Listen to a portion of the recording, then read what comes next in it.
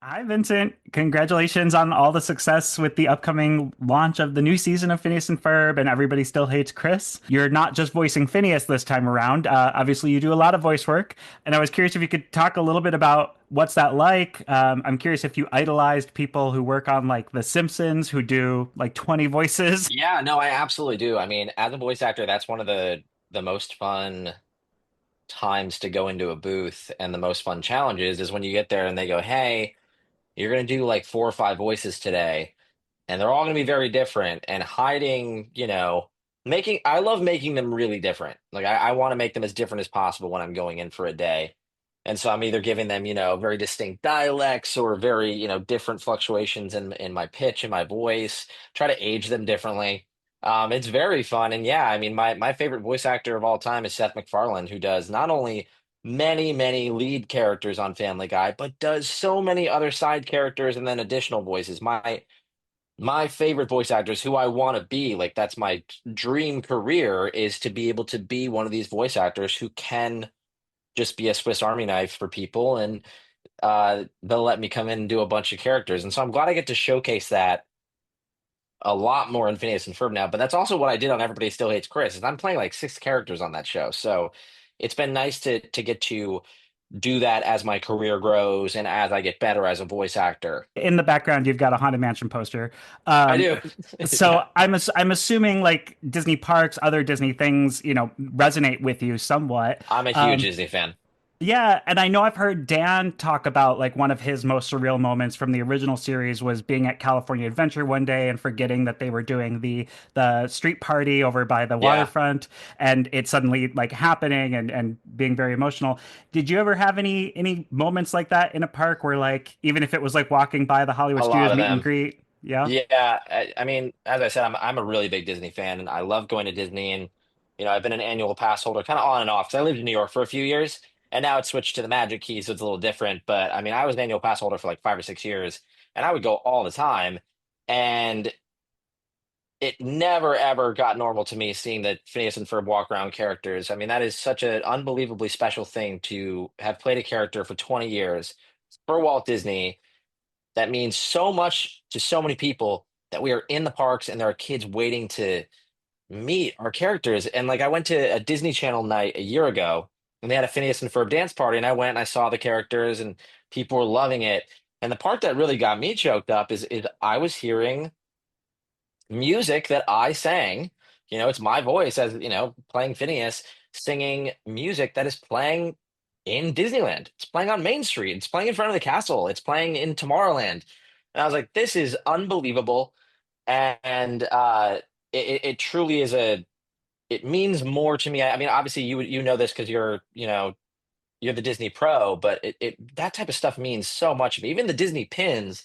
Like I've got, a Phineas and Ferb Disney pin on my bookshelf, and like even the smaller stuff blows my mind, let alone there are Phineas and Ferb Mickey ears that they sell and magic bands. Like that's incredible. I thought this was super, super cool. I commissioned a Phineas and Wow. Ferb crossover with Haunted Mansion because that's like one of my favorite rides at Disney. I mean, Muppets got to do a Haunted Mansion special. Phineas and Ferb has done like Marvel and Star Wars crossovers, but Yeah, come on. I feel like you need to get the ball rolling on like Phineas and Ferb get trapped for a night in the Haunted Mansion. In the Haunted Mansion, I completely agree. We had an episode kind of similar where we built a haunted mansion to try and scare. It was a haunted house where we tried to scare Isabella's hiccups away, and I think it's too close because I've brought up how much I love the art of Haunted Mansion.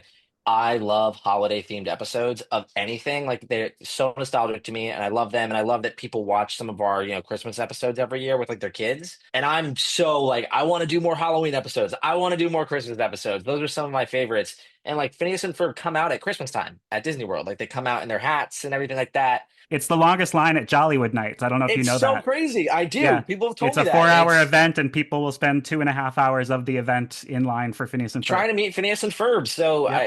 I hope that's indicative, and I hope that shows to the powers that be that people really care about these characters as much as we do, because we really do. I have been playing Phineas for 20 years, and it is my favorite job and my favorite character, and I would love to keep voice acting for the rest of my life. I really have a pleasure working for Disney. Well, and it's kind of interesting that both projects are things that you started with as a kid, I know and it's they've so both, wild. yeah, they've both proven successful and continuously in demand 20-ish years later. In the case of Phineas and Ferb, um, is that weird for you, or does it like anchor you at all to your younger self at times when you're revisiting these characters? I love it. I mean, it's. I had a very surreal moment when I was because I've been working on Phineas and Ferb every week, since we got picked up.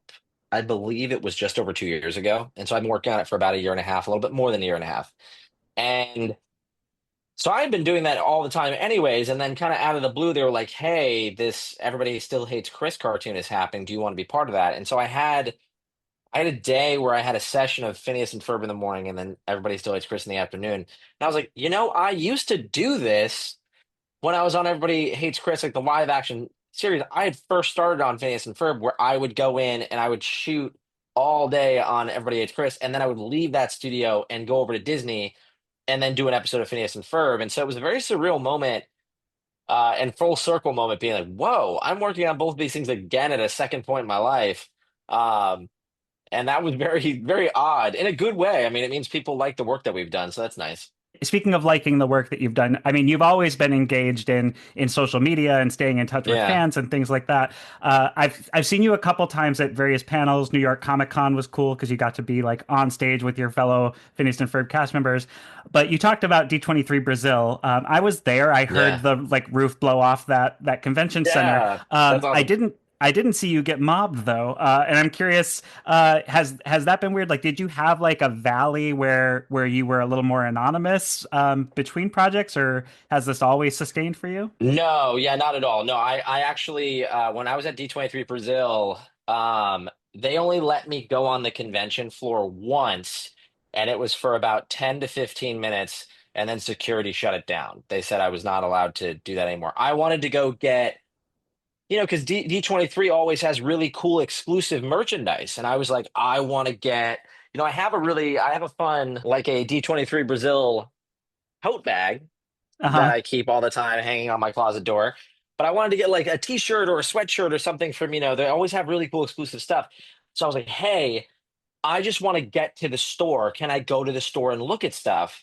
And they were like, we will try to get you there. And they couldn't get me to the store. There was too many people, um, trying to get pictures with me and stop me. And they were like, this is a security issue, and there is no way we can get you in the store with no one else because D23 is obviously very packed. And they're like, we can't clear the store out. And I was like, oh no, I don't want to make you clear the store out so that I can go in there by myself. I don't want to. These fans have been waiting in line. I don't want to do that.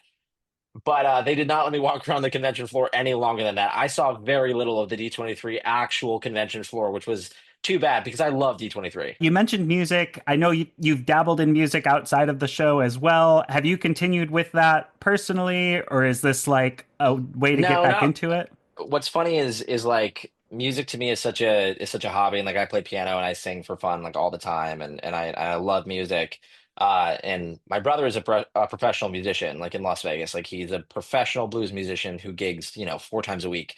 And I'm technically a professional musician because I've been doing music that's like on Spotify and is like legendary for people for like 15, 20 years. And it's so funny to me because whenever I go in and I actually record with these professional musicians, I'm like, oh, I thought I had every note exactly right. They can hear every flat or sharp note the moment that I do it. And we also do so many genres, like the amount of genres of music that Phineas gets to sing and we get to do on the show is a real curveball where it's like, oh, am I rapping now? I didn't realize that's not in my repertoire. Like that's not what I'm normally doing. And it's really cool that I get to work with such talented musicians. I mean, Danny Jacob, who does all of our music, along with our great writers who write all the music. Um, I just feel incredibly lucky that they let me sing really cool songs. Like I get to sing "Get You Get You Goo." I get to sing "Summer Belongs to You." Like I'm the luckiest dude in the world. Like this is great. Yeah, and now you can probably do the lower register, baby, baby, baby, baby. I know I can do the other parts too. Yeah, the harmonies.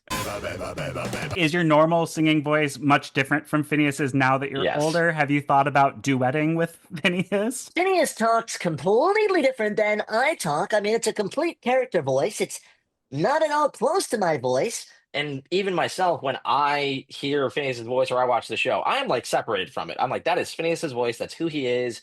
anytime I see him and I hear him, that's who he sounds like. Um, and it's really a matter of Disney wanting to let us use our regular voices when it comes to singing. Because even all the other character work I'm doing on Phineas and Ferb, that's all character work. Like I'm never just speaking in my normal voice. I'm doing characters. So maybe someday to let me. I've sang as I can't say what, but I have sang as other characters in the season, but they are not my normal voice. You're a great ambassador for the character too, and Thank you, congratulations. I'm Alex. excited to see the rest of the season and whatever else Yeah. you guys have cooking in the future.